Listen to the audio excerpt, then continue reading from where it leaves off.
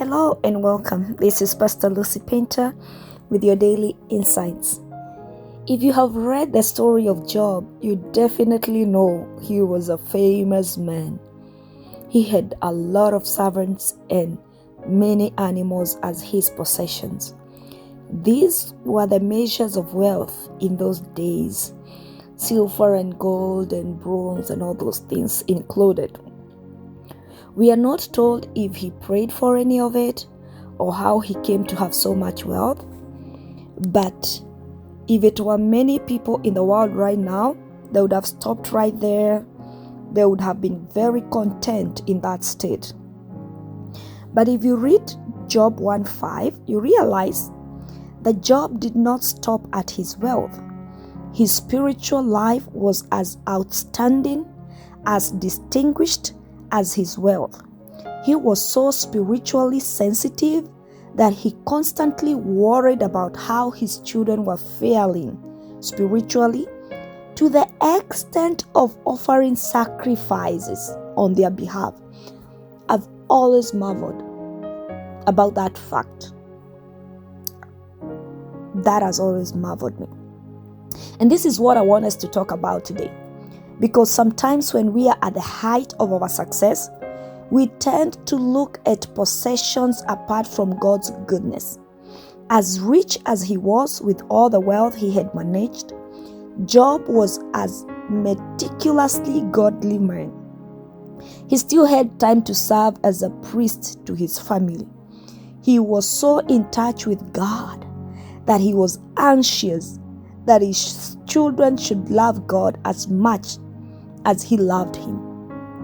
He had such a high reverence for God that the idea, just the mere idea, that his children might not remember God as he ought to be remembered, scared him. You see, he did not let his worldly possessions and responsibilities cloud God out of his mind. He made time for God.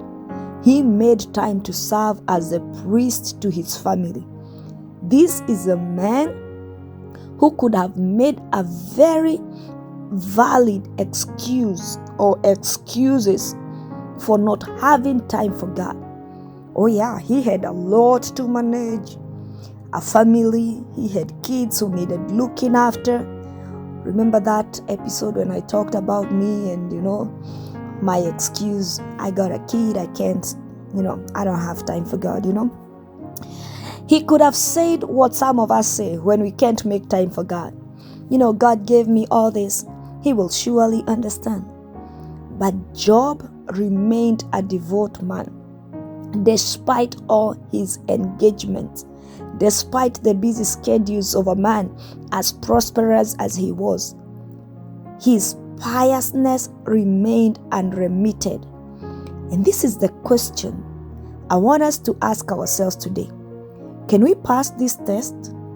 Can we still remain pious at the height of our success?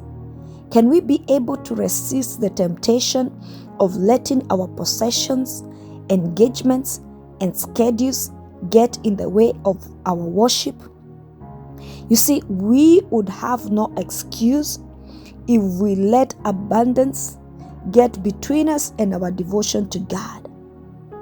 Job is enough proof that it is possible to thrive and still maintain an intimate relationship with God.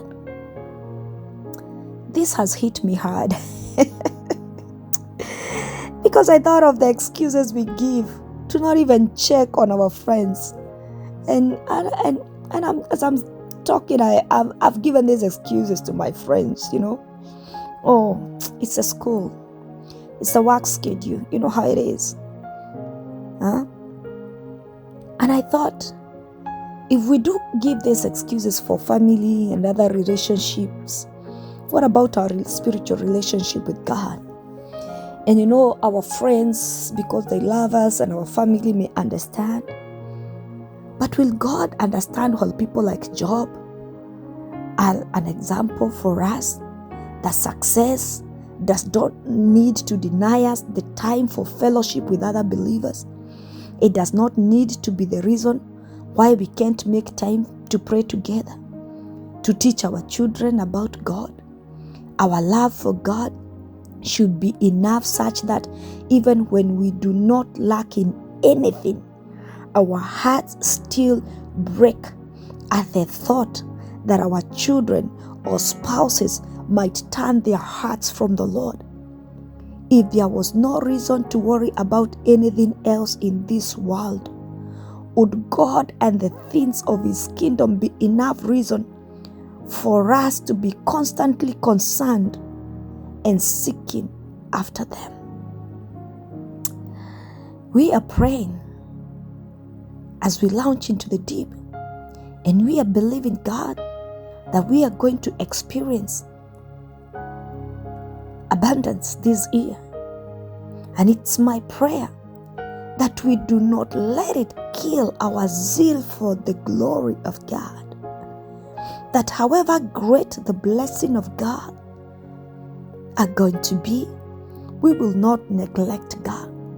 That we will still find time for worship and praise God.